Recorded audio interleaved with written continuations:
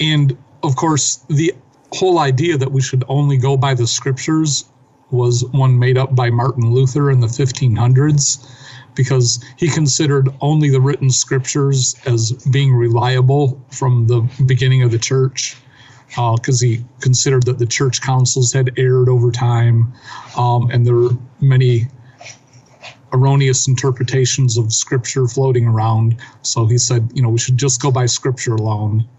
And he thought that the scriptures were so, plain and easy to understand that everybody would understand them the way he understood them. But by the end of his life, when, there were so many different denominations started up, he realized that, not everybody understands the Bible like he did. And, there's developed a lot of disunity in Christianity because everybody had their own interpretation. He talked about how, every plowboy and milkmaid, has their own interpretation of the Bible. Neither one of these things that, Jesus referring to "it is written" for the Jews that were challenging him, or Paul referring the Bereans checking, the Old Testament scriptures to verify what Paul was preaching to them. Neither one of these say that you should only go by the Bible alone. It's, again, an interpretation added on to what the scriptures actually say.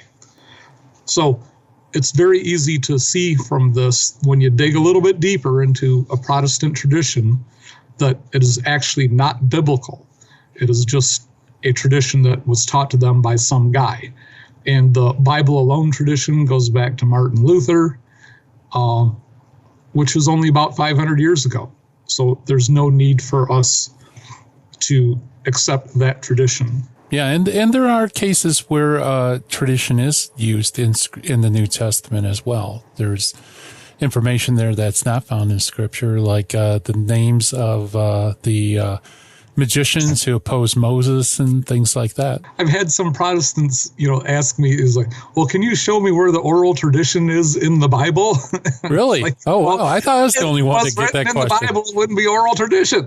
That's right. Yeah, exactly. Yeah. In fact, if you could show it in the Bible, yeah, exactly. That they would say, no, show me something unwritten. Yeah, that's funny. I thought I was the only one on the planet to encounter that question. I guess maybe we should include it as a common objection then. Yeah. And, you can point to, where Paul says, hold fast to the tradition I have taught you by word of mouth and by letter. But first Paul tells them by word of mouth and then by letter. We have to understand that there's only 27 books in the Old Testament.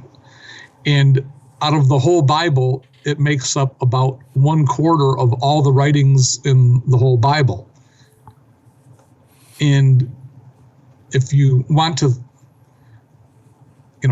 it would be absurd to think that, everything that Jesus taught is included in the 27, books of the New Testament.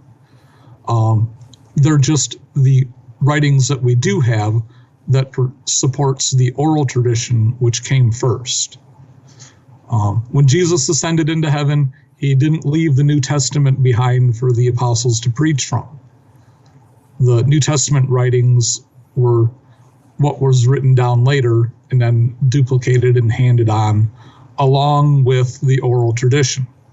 And the oral tradition was the way you interpreted the New Testament writings and the Old Testament writings. Yeah, that's a very important basic point. And this is something recognized in the scholarship, whether Protestant, Jewish, secular, that there's this period of oral tradition that occurs before you start getting most of the books of the New Testament. I think like the Gospels were written quite early, but nevertheless, it takes a while before all of this is put together, and certainly before it becomes a canonical collection. You have a long period where a lot of it isn't written. And of course, remember, Jesus promised the apostles he's sending the Paraclete to remind them of what he's taught them and to teach them other things, right? So there's still ongoing revelation even after the ascension. So, it stands to reason yeah, there's going to be a gap before everything's written down. Right. Like we have in Acts chapter 2, 3,000 are added to the church that day through baptism. This is only 10 days after Jesus ascended into heaven.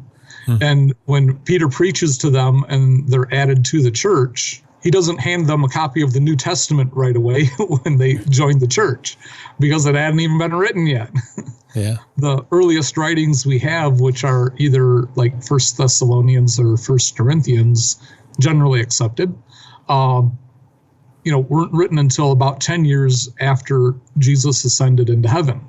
So there was no way for Peter to hand all those new converts a copy of the New Testament when they joined the church that day. Yeah. And then there's the practical aspect too, isn't there, Ken, that, writing is very expensive at that time. It was laborious. You had to be trained in writing.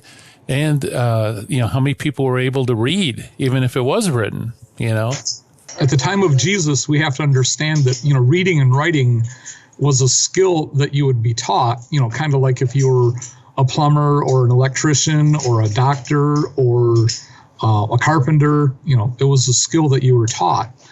And it was a specialized skill that other people didn't necessarily have.